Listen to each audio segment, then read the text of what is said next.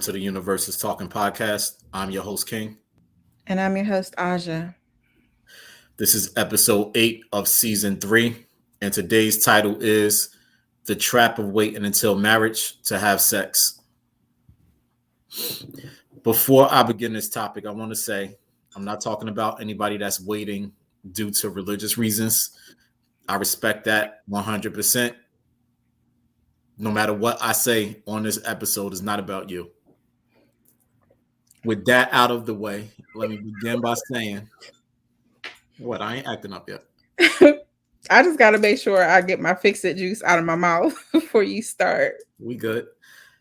Let me say also that I respect anybody who does whatever works best for them in their relationship and or marriage. If waiting until marriage to have sex is what you feel is best for you and you get you a partner that agrees with that, I respect that. I think it's a beautiful thing that the two of you are on the same page, and it's admirable. Again, with that out the way now, let's go ahead and talk about this topic. Please. Waiting until marriage to have sex. I'm just going to talk about me, and hopefully you could understand where I come from if you are listening to this. This dick right here ain't waiting for us to have sex. You not trapping me. If you trying to make me wait until marriage, Why? I'm talking about the topic. Okay, sorry. Okay. Anyway, I already know this is a trap. If you're trying to make me wait to have this sex, because I've been looking at you in your eyes already.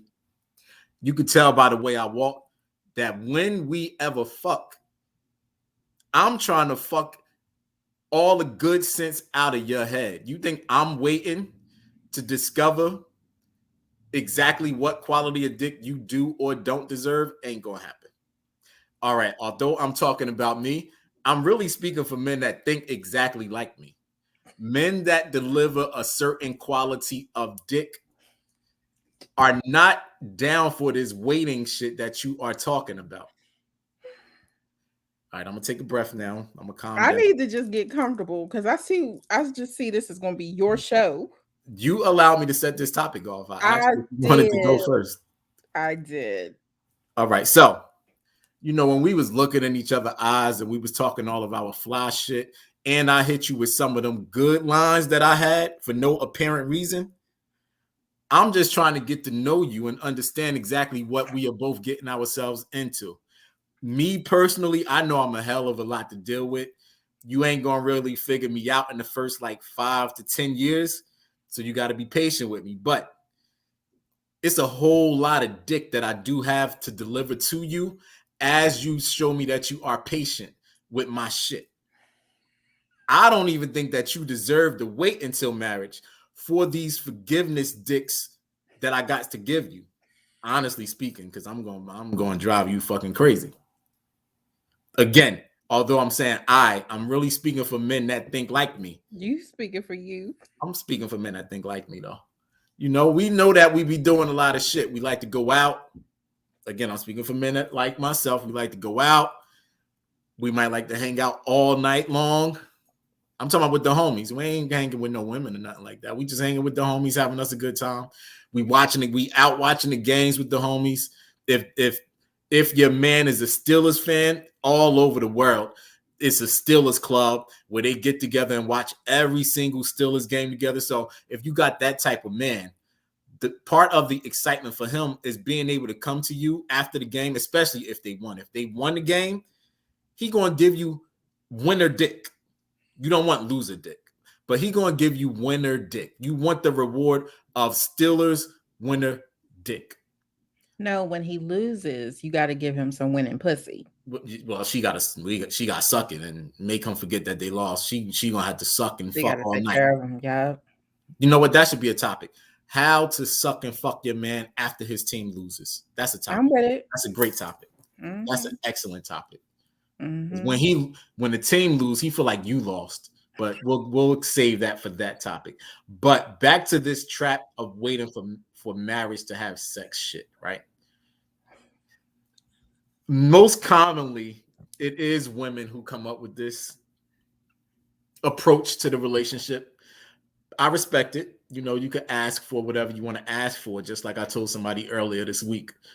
I think that person was speaking of something along the lines of going on a date and wanting the man to pay her up front for her time to make sure she's not wasting her time. You can ask for whatever you want to ask for. It's a man somewhere in this world that will give you anything that you ask for. However, you need to understand who you are asking these things of. Mm. Deep. That's deep. He want to put his dick deep. He don't want to wait until marriage to put his dick deep. That's what's deep. So, why are we doing this waiting? Because again, he wants to get to know you. He wants you to get to know him. He wants you to know how well he can or can't deliver the dick for you. He want to know how much he can give you when you are getting out of control, how he could calm you down or not calm you down. Do you need to be slapped in the bedroom? Do you need to be choked in the bedroom? Are you into that? Those are the type of things that I think the two of you should be discovering prior to the marriage, because if he ain't even into watching you play with your toys, but playing with toys is your type of thing, he not the one for you. Because what you gonna do? You gonna hide the toys? You gonna throw the toys away? All of that is part of your sex life, is all a part of your sexual experience. I know that certain religions say that you are supposed to wait, quote unquote. I know it says that you should wait, but I don't know how that's going to work.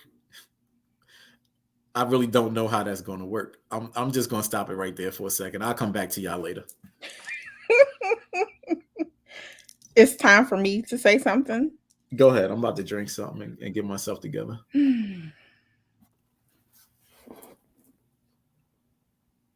You gotta know that you're gonna get the dick you want. That's that's really my advice. I don't know why anyone would want to set themselves up for a lifetime of a dick you don't want. So I'm in complete agreement with King that you do not wait until marriage to have sex, because you need to know, number one, that he has a dick that is of sufficient size for you. I've spoken to women and observed conversations with women who said they don't need big dicks, or certain dicks are too big, too large, certain dicks are too small. So you want to get one that's just right, because this is a lifetime of that dick. Okay. So I've been in boyfriend girlfriend relationships. I've dated. I've cohabitated before marriage. I've been in all those phases, and in all those phases, it does not compare to marriage.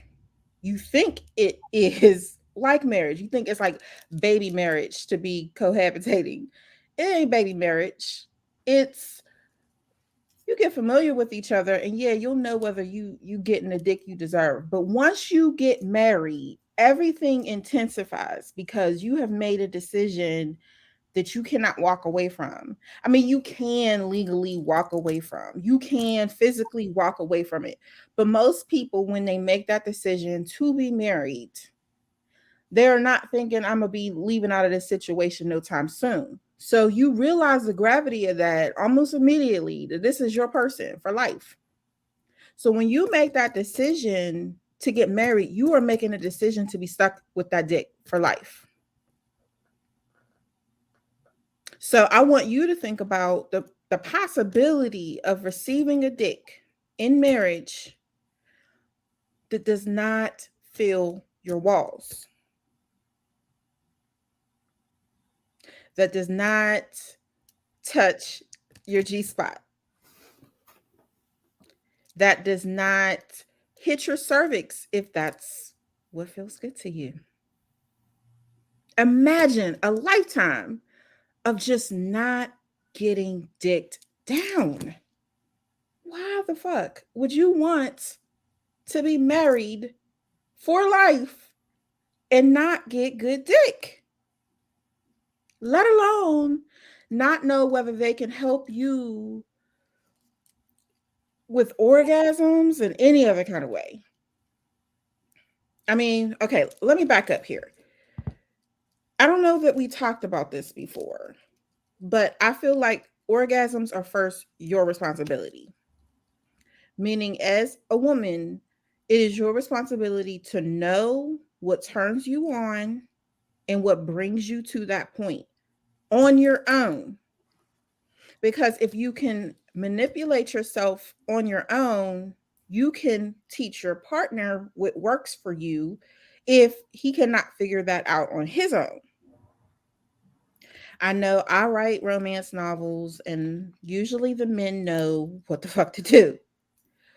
But in life, it's not always like that. You're not always going to get the ideal man that has been paying attention to what you say, paying attention to the things that you are doing in sexual situations, and has tailored his moves to accommodate you so that you get what you need out of the situation. There are plenty of men that don't know how to do that without your input. You need to know. So this isn't just strictly you lay there and he's going to give you the orgasms. No, you need to know what brings you to orgasms. You need to know your body because you can use his body to please you. But if he does not have the dick that can help you do that, that's frustration. You're going to have a lot of arguments in your marriage because sex soothes. It does not fix a problem, but it soothes problems. It makes problems, especially the small ones, it like makes them disappear. Like what problem? Did we have a problem earlier? I don't know. Did we I think we were arguing. What were we arguing about? You don't remember it no more because he has taken care of everything that you had an issue with. Matter of fact, you might have just been fighting because you wanted dick. How are you gonna want that with somebody who can't even give you good dick? You're not even gonna be wanting the dick. He's just gonna irritate you. Every time he breathes, every time he walks in the room, you're gonna be mad at him because he's walking around wasting time with a dick that can't do shit. So, on this topic, you do not wait until marriage to have sex. I know King said, there's religious reasons, there's all that. I mean, yeah. But if you don't have those things working against you and you've decided to take matters in your own hands and you just said, I want to make sure that I'm having a happy, healthy life, definitely check that dick out. And don't just look at it. Don't just get a picture of it and to look to see whether it's big enough because big is not a precursor for good. Although usually they go hand in hand. Okay. Usually. But it's not just about the dick. It's about the everything. It's about his ability to kiss you. It's about his ability to touch you. Like, what can he do with them hands? What can he do with his mouth? What can he do with a lot of him? Is he bringing his spirit into it, or is it just his body that he's delivering? What kind of connection do y'all have? Right. Because the connection is what is it's the most important part of everything. I mean, you can have sex with anybody. I wouldn't advise it, but you can have sex with anyone and you can have good sex with a lot of people. But a lifetime person, we're talking endless sexual experiences. If you're like me, you're going to want to have sex multiple times a week. Multiple times a week. Every week. For every year.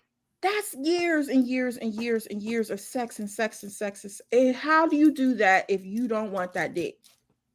How does he do that when your pussy isn't up to his standard? if your vibe is not together, if there is no spiritual connection between you, if you just lay down and it's just two bodies moving against each other and moving inside of, how does that work? How do you do that for a lifetime? I often think, and I know I usually say I often, but it's true. I often think that people, when they think of marriage, they think of this elevated boyfriend girlfriend experience where, because in the boyfriend girlfriend experience, it's very nice. You know, you have this person you can talk to as your friend. They like you. They do sweet things for you. You go out on dates. It's like this. It's like a date experience with someone you really really like, and then you can spend time with. Marriage isn't just that. That's part of it. But now you got bills, you got home life, you got schedules to navigate, you have future planning, you potentially have children, you have in-laws, you have movie, like, so you know, when you're dating or something, you might only watch the movies together that you want to watch, but now that you're married, you got a whole bunch of options, and you got somebody who may watch something that's completely different than you, like 75% of the time. So you know, how do you deal with that, sitting in the living room watching his anime, and you ain't into that shit? There's like so much stuff to marriage that most people don't think about prior to marriage. Then the thing that makes all of that bearable is a wonderful physical and spiritual connection. It's the thing that binds you and joins you. Literally, like, sex is more than sex when it comes to marriage. It's an It's energy exchange. it's It's a your spirit love. exchange. It's a soul exchange if you are doing it right. Because otherwise, it could absolutely be just a body exchange True. for both of you to get wherever you're going. Mm-hmm. I mean, that's just Nope, you that's it stay for right me. there. You stay right there because I got something to share with you. I actually had time to read this week. So we have now gotten into the point of the episode where I'm going to share my research from me reading Machiavelli this week, Machiavelli the Prince. All right. So Machiavelli said a relationship, marriage, love should be each individual finding what they need in each other and being happy with that. That's what Machiavelli said. So Mm. in chapter 3, Machiavelli said that when he was looking for a woman/wife, a question that had to be answered for him was, how does her ass drop when she comes out of her pants? So that was very interesting to me. I know I say that a lot when I read Machiavelli, but it'd be some interesting shit. So I was like, wow, Machiavelli needed to know how her ass dropped in order to determine if this was the right relationship and or marriage for him. So what if, as the woman, then, because you've taken on the approach of wanting to wait until marriage to have sex, what if you finally have sex with this man that you've married and you find out that your ass don't even drop the way that he needs it to drop? That means that you are now not what he needs and or wants. This is no longer a perfect marriage for him because he's disappointed in the way your ass dropped now that he's finally discovered it. You are on a doomsday clock for the marriage. I think you should both find that out before getting to the point of marriage. And if your ass don't drop the way you need it, he needs it to drop. Like I told the woman earlier this week, there is someone out there who absolutely adores the way that your ass drop, and it is the perfect ass that drops for that man. So that was chapter 3 from Machiavelli. So then I go forward on to chapter 4 with Machiavelli. Go Now that we've forward. gotten outside of the ass dropping chapter, right? And Machiavelli was explaining how he had found this woman and he discovered this woman, but he felt he felt like she was a good experience, but she didn't quite suck his dick. And I promise you, these are Machiavelli words. You can ask him if you want. She didn't quite suck his dick the way that he needed her to suck it. And he spent a certain amount of time teaching her exactly what techniques were pleasurable for him as the receiver. Mm-hmm. And that lingered on into chapter 7. He said that he liked his dick to be rolled a certain way. And upon meeting this woman originally in chapter 4, she wasn't really bouncing up and down on his dick the way that he liked it. She was more of a circular motion type of performance. So around chapter 6, he referenced different videos that he would show her to help her understand how to ride his dick specifically. All of that takes time, is what I'm getting to. And Machiavelli was very passionate about being being being committed to putting in his time with this woman prior to the marriage, as they went on other adventures together. But now this is where it all came together in chapter 9 in this book that I was reading this week. Machiavelli, he be having some interesting shit that I just can't wait to come to the podcast and share. So around chapter 9, Machiavelli finally said that after he got to experience the sex that the two of them shared, after they've spent time together, they've spent years together, and everything had been great. He said when it finally got to the point of them getting married, he knew without a doubt that this was the woman for him. And based on the communication that the two of them had with each other, she knew without a doubt that he was the man for her, because he allowed her to have a few paragraphs in chapter 9, and she expressed that the way that he was teaching her, he was gentle in his approach. He wasn't aggressive at all. He wasn't disrespectful about anything that he was showing her and or teaching her. She loved that about him. She trusted him to be her teacher. She trusted him to be her leader. That allowed her to see exactly what type of man he would be under a lot of different scenarios, whether he was upset or angry. She knew that he would always remain calm and respect her, and he would be willing to teach her what he needed. And when they married, they were able to stay married and remain married. Yes, sex isn't everything in a relationship and or marriage, but it is a hell of a lot, especially if you are having it with the wrong person. You'll know that immediately. That energy exchange will bring chaos, whether you're together or apart. And eventually you'll come to the point where you'll understand what the common denominator is in that chaos that you're feeling within yourself. And you'll realize every time you have sex with this person, you feel yourself losing control of who you are. You feel yourself feeling things and thinking things that you don't normally feel and or think when you don't have sex with that person. For what Aja was saying, if you get married and then discover these things, you're going to put yourself in a situation where it's going to be a lot harder to get out of than it would have been if you had discovered these things prior to the marriage. We're not telling you how much sex to have with someone. We're not telling you how little sex to have with someone. What we are saying, though, is as you go along this discovery of learning this person that you met, because neither one of you know each other, part of learning who you're dealing with is that energy exchange, that sacred energy exchange. You want to make sure that your energy is compatible.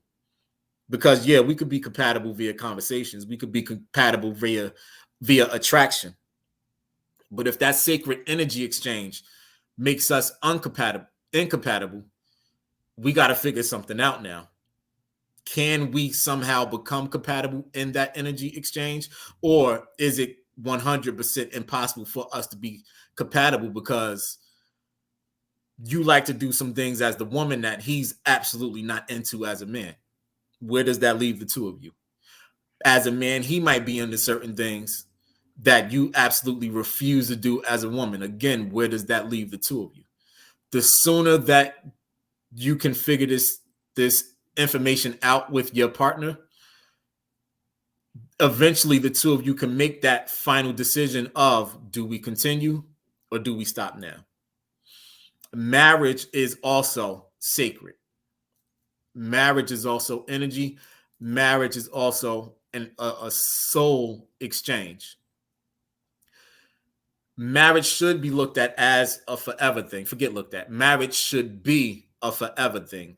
unless of course situations and circumstances are so unresolvable that it must end. Sex shouldn't be the thing that was discovered once the marriage happened that causes it to end. Marriage is going to end for so many other reasons. Infidelity, yes. Finances, yes. Bad sex should have been discovered before the marriage point and eliminated. Whether you got to eliminate that motherfucker and get a gooder motherfucker that's going to fuck you gooder, or the two of you going to work it out as best as you could and find some type of common ground to make the sex as good as it possibly can be for the both of you, because this person has so many other great qualities that if they can at least give you halfway okay dick, I guess you can put up with him and it and make your way to the promised land. Again, this portion of the topic was from Machiavelli. Thank We you. thank you very much for allowing King to share his findings and his research. That's all I came to do in season 3. I just came to give you all the research that I spent the break time between season 2 and season 3 discovering, and I can't wait to unload all of this research on you. I was on my best behavior for this one. Yeah. Yeah, I'm really surprised. Um Marriage is energy. I wanted to say that when you said energy exchange, but once you marry, it's been exchanged and it's been combined and it's been joined, and marriage is the energy combined. You are now one. You know what I mean? You have your individuality, but that energy that you share is is shared now. You know what I mean? Like you're sharing the energy. It exists between the two of you. And that sexual energy is shared between the two. And this is, I think, how a person or people would know that you're incompatible, is that you're not sharing the energy. Like, I'm constantly wanting you, but you aren't wanting me. That's not like shared energy. Like, we're not sharing that sexual energy with each other. We're imbalanced. And that is, I think we didn't even really touch upon that. It's just the fact that you need to be with someone who's going to want you is like one of the first things. It's not even just that once you physically touch that it works out well, or when he enters inside of you. I'm saying from the beginning, like, does this man want you? Like, does he really want you? Does he want the woman that you are? You were saying, does the ass drop? I guess that's another way of putting it. I ain't say nothing. I was sharing what Machiavelli said. I'm sorry. But does he want you? Because if he doesn't want you and you want him, I don't, I can't imagine that feeling. But like, you need someone to want you, and you need to be wanting them, because how do you exist in this marriage without wanting each other? How do I come home every day and I see you and I want you, and when like, I give you my eyes and I'm like, it's very clear in my eyes because my eyes are expressive that what I want, and you just gonna ignore that I want that dick? How's our marriage? How's it gonna work if he wants you to touch him or just act like he's the biggest man in the whole wide world? Like, how's it gonna feel for him that you don't feel that way about him, that you're not showing him that with your eyes, with your touch, with your everything? How does that feel? So you got to be compatible. And if you're not approaching the relationship with any type of sexual energy, you won't necessarily know that. You're going to take, I mean, and I'm not saying that it's never worked out for anybody that has waited until they had sex. I'm sure there is a percentage of people where they got a, what is it, like a lucky hand, and they got with somebody and they're exactly what they need them to be. I would say that that's probably rare. Is Like it, you know what? Is it franchise dick though? You know, like it might be seasonal dick. It might be good for a season, but is it franchise dick, like lifetime dick that you could stay committed to for an entire lifetime? because that's the question. That really is the point. Is the lifetime aspect. When we're talking about marriage, we would not be having this conversation if we were talking about any other type of relationship. Any other type of relationship is temporary. It can be. So we're talking marriage or lifelong partners, meaning you not taking the step of actually legally binding yourselves, but you have made a commitment and decision to be together for life, which is just as strong in my opinion. I agree. It's about two people making a decision, and if you agree upon that, then it doesn't matter whether you went in front of some people to make that decision. However, any other type of relationship is temporary. And in that situation, if the dick ain't good or the pussy ain't good, you just say, okay, this ain't working. What if it And don't even work? Like the dick don't even work, but that's a but shame. you need. I ain't talking about you, of course. But what if the dick don't work, but she needs dick? Believe it or not, we talk a lot about, as a culture of people, there's a lot of emphasis on men's sexual needs. But I'm here to tell you, women have the same sexual needs. We may express and communicate what our needs are differently. And sometimes, due to hormonal challenges, some women may have or struggle with their sexuality.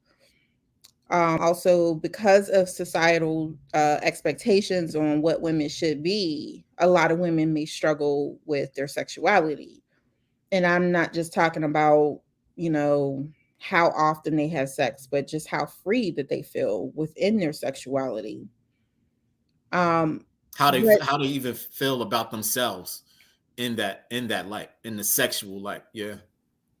one of the, like, I talk a lot about self love on this podcast, but self love doesn't, it's not just about the kumbaya and the, being at peace with yourself, in relationships with other people, protecting your peace. Your sexuality is a huge part of how you identify with yourself. Because once you realize who you are and you start to explore all those parts of you, how do you ignore your sexuality when it is you? It's not a separate part of you. You're not like you and then you got your sexuality over here. No, shit. That is part of you. It's part of your physical self, it's part of your mental self, it's part of your spiritual self, it's part of your emotional self. So you can't have self-love and not love that part of you. You got to take care of that part of you. And part of self-love is not choosing partners that are only going to frustrate you for a lifetime. Deciding we're making some sort of merger, or I just want a big old wedding. I want kids. I want to look the part.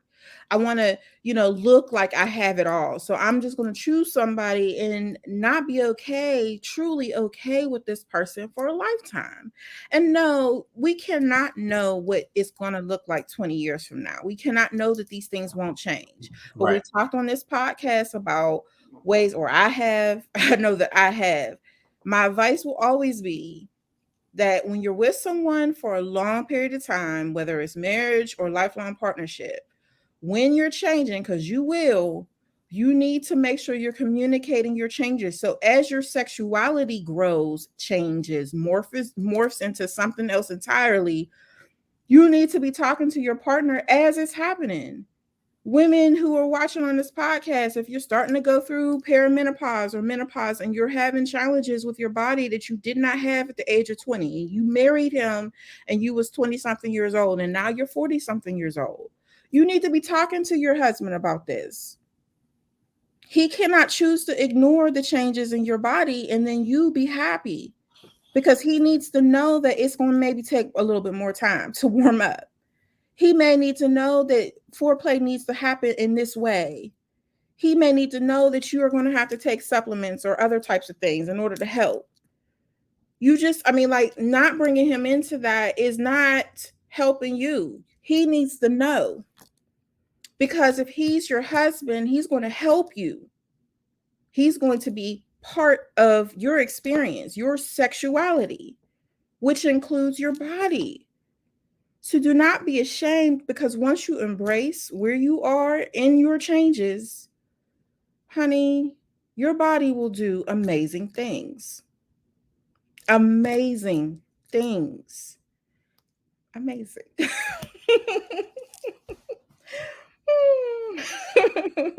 Have fun. Have fun. Have fun with your man in every way possible. in every way possible. Not just in the bedroom. All the things you do outside of that helps you to be the best inside of the bedroom. Your relationship with him. And so, yes, you can figure out he's a nice man, he's a good man, he's financially stable, but also if he is physically incapable, because this is the one thing, this is the key, this is like the one thing that just can't, like, you can use, I guess, what's the word I'm looking for? What's up? Lube. You can use lube and spit to help a dry pussy. You can use toys to help bring yourself to orgasm. You can't. What are you going? His dick is not going to grow. Okay, it ain't going to grow. I mean, yeah, there's implants and stuff, but like, is he really going to go out and get himself a dick implant? So if you are of the mind to wait until marriage to have sex, please do me this favor. When you go in, lean in for a kiss. And you should be doing this kind of early on, because I even say don't even get yourself too deep into a relationship and find out that it's little. So when you lean in to give him a kiss, just slide your hand down there. You know what I mean? Do a real, like, go from the chest and then just go on down, and then lean in a little bit more and just do you know what I'm talking about. And then just cup it, stroke it, see what happens. Because he might be a grower. You want it to grow. If he's a grower, you want to feel it grow, because you don't want to, like, again, no surprises. Because if this is it, if this is what it's going to be, if he's a shower and that was all he showed you, honey, kiss, go on a date, find a way to move away, because you're only going to be frustrated, and you're going to be arguing a lot, and you're going to be fighting a lot. And the only thing he can do for you is just be a good man and take you out on dates. And I guess, you know what? Some people, that's all they want. They just want a man to take care of them. And be a nice guy, be a good guy. Yeah, and then get your dick somewhere else. But I don't know. So episode 1, you agree with me then? I don't agree with it, though. That's what I'm saying. I'm not judging people for doing it. I'm old fashioned, I guess. I like my man and my dick to go together. You know what I mean? Like, if I'm going to get an extra dick, I'm going to get an extra dick that is also a good dick. Like, I want 2 good dicks. I don't want I don't want one bad dick and a good dick. Like, I want both of my dicks to be good. On that note, yeah, let's please help me get out of here. everybody, thank you for allowing me to share my research via Machiavelli the Prince. Mm-hmm. Me and Machiavelli will be here all season long. We got episode 9, episode 10, 11, 12 coming up. This is the 12.